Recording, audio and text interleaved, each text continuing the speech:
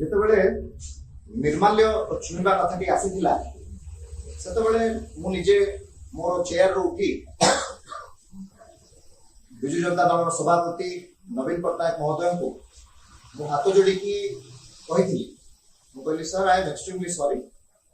ମୁଁ କହିଥିଲି କି ମୁଁ ଏହା କହିଥିଲି କି ମୋର ମା ମତେ ପିଲାବେଳୁ ଶିଖେଇଛନ୍ତି କି ଯଦି ସତ କହିବାର ଅଛି କେବେ ବି ଠାକୁରଙ୍କର ରାଣ କିମ୍ବା ନିୟମ ପକାଯାଏ ନାହିଁ।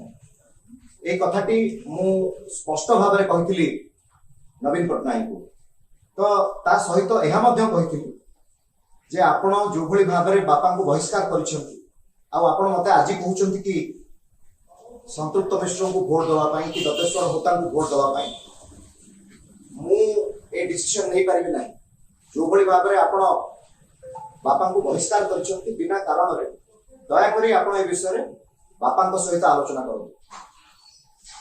मु केबे भी बिजु जनता दल को भोट दे पारिबी नहीं। मु ए कथा नवीन पट्टनायक सम्मुख रे स्पष्ट भाव में रखिकी नवीन निवास बाहर